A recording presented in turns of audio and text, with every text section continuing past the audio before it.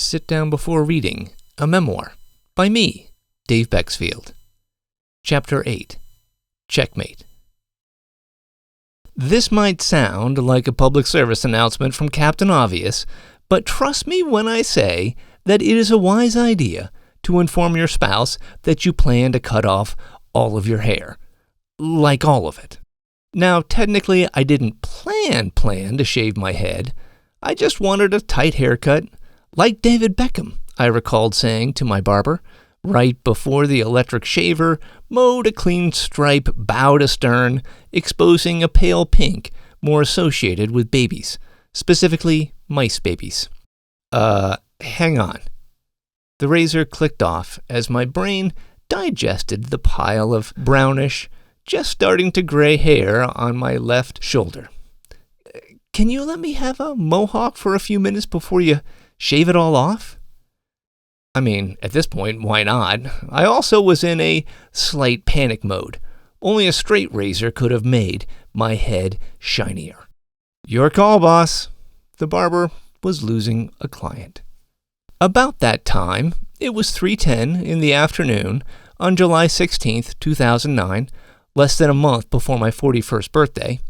It was fully dawning on me that I was A, not going to look like Mr. Beckham, and B, I had made a rather big mistake. But it was something I still had to do. At least, that's what I kept telling myself.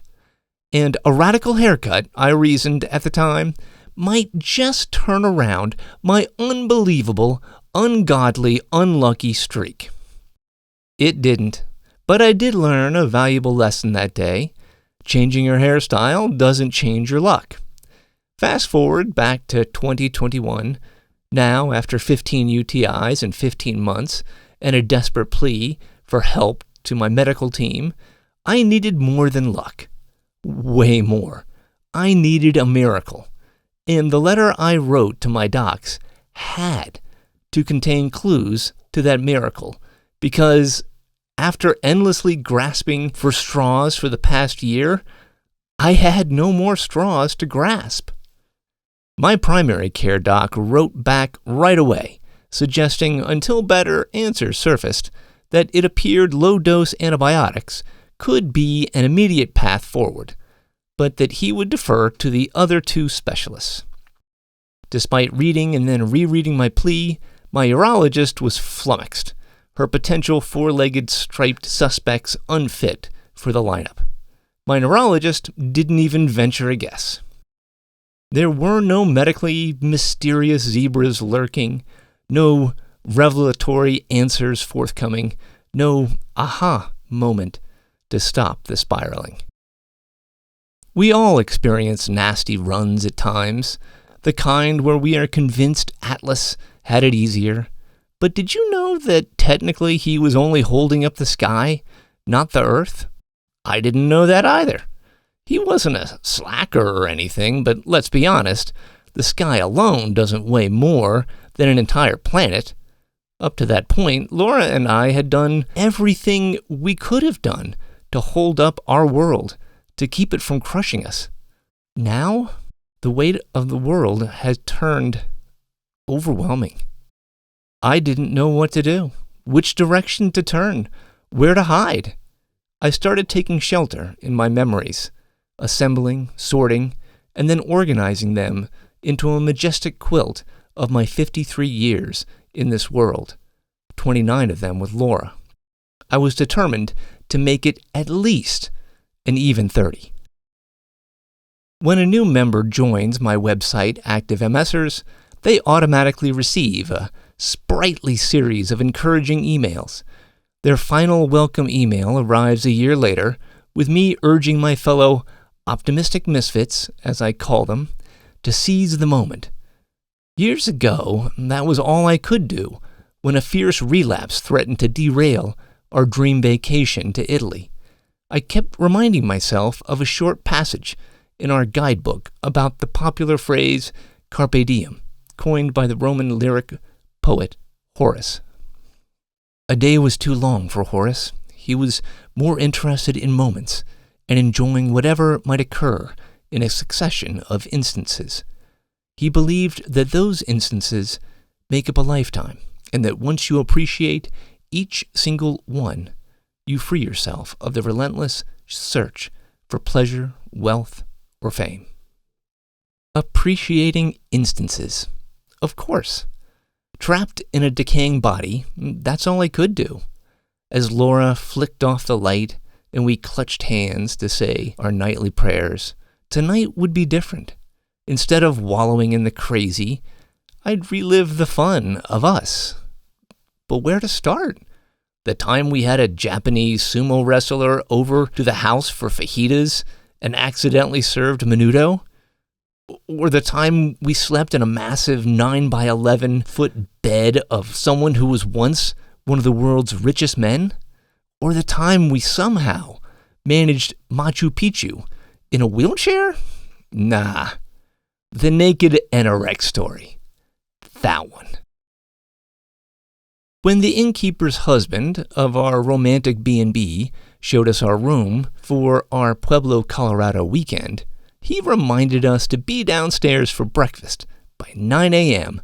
and pointed out the basics. What switches operated what, the mini fridge with complimentary drinks, where the extra blankets were stored. Then he opened the door on the far side of our upstairs suite to the room's most unique feature, the balcony. More specifically, the private, covered balcony with a bed. My eyes immediately locked with Laura's. She smiled. That kind of smile. As you might expect, when you have a disability, particularly a disability that makes balancing and performing any task quickly on 2 feet difficult, spontaneous outdoor romps just don't happen. There are entirely too many variables. Imagine splaying out on a blanket in the corner of a serene, grassy field to be interrupted by a kid chasing an errant frisbee.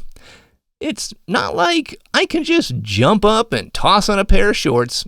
No, I'd be lying on my back, frozen, wondering just how much the scene of 2 naked adults would traumatize the poor child. For life, I'm guessing. But a private outdoor balcony with a comfortable daybed? That was doable, especially after I convinced Laura that the chances of a drone flying overhead to interrupt the festivities was exceedingly remote. She warily agreed. It was settled then. Tomorrow morning, balcony, romp. What could go wrong? Never ask the question, what could go wrong, when outdoor sex is involved. That should be a standard blanket rule. Mild regret was going through my mind that morning as my naked wife shut the patio door behind her to keep the bugs out. And I heard a click, the click of fate, and a lock. Her eyes met with mine.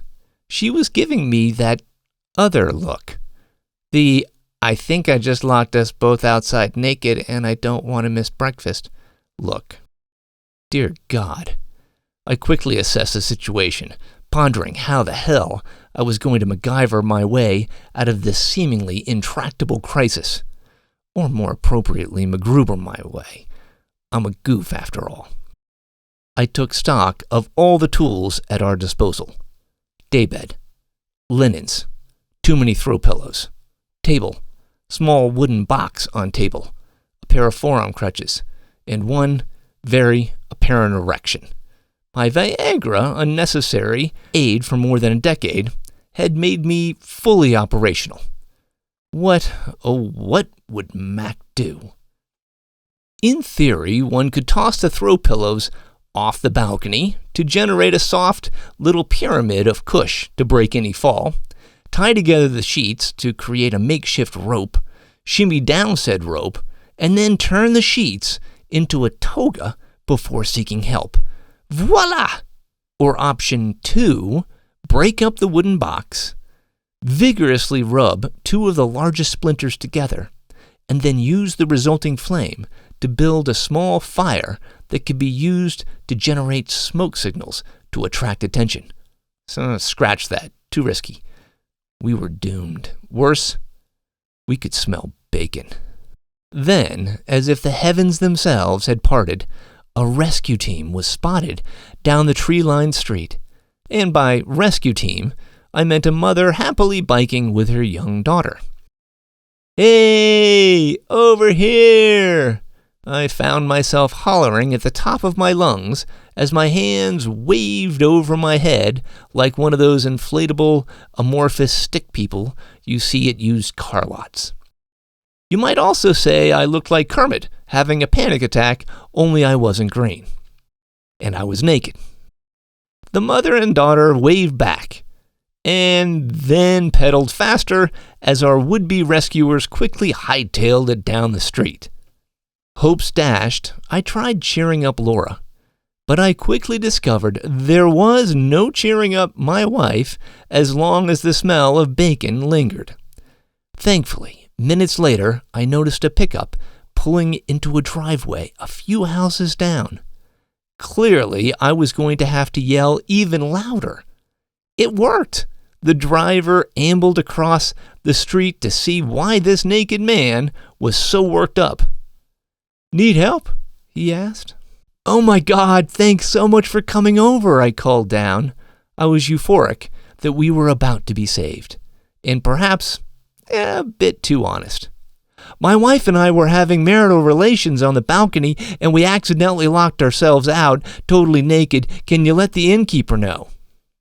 At that moment, Laura simultaneously rolled her eyes while throwing, "Did you really just say that?" eye daggers of incredulity. I didn't even know that was physically possible. After years of marriage, she continues to impress me with her talents. A few minutes later, we heard a familiar voice calling up to us from below. "Hello, Bexfields. I hear you had a little situation," said the innkeeper, her voice grinning as though she knew we were locked outside. Naked. More daggers. "Sorry, my husband forgot to tell you about the key we keep outside in the event a guest accidentally gets locked out." "Oh, thank you, thank you." I was overjoyed that Laura was not going to miss breakfast. "We wouldn't know the first place to look. You must have it pretty well hidden." Heck, I bet even MacGyver, the smart one, couldn't find that darn key, I thought to myself. "Just look in the little box. The key is right there. Hope to see you soon for coffee and waffles, all dressed." That snapshot, that instance of our lives together, never fails to brighten my mood, even at 2 a.m., even when my brain wasn't fully my own. Such silliness. I laughed again quietly at the ludicrousness of that predicament. How could we have overlooked something so obvious, so right in front of our faces? How? We had kept focusing on the problem, the locked door, instead of the answer. What opens a locked door? Duh. There needs to be a bat signal for Captain Obvious. As I smiled under the protection of our bedsheets, I knew sleep was still many memories away. What fun story would I tell myself next? The time I interviewed Ted Turner at the urinal? Ate lunch with the entire rock band of garbage? Or got rescued by the Secret Service in the White House? Or maybe the time E.B. White glowingly reviewed my vastly improved ending to Stuart Little? Or the time I made the unfortunate and poorly thought-out decision to play a practical joke in the Pentagon?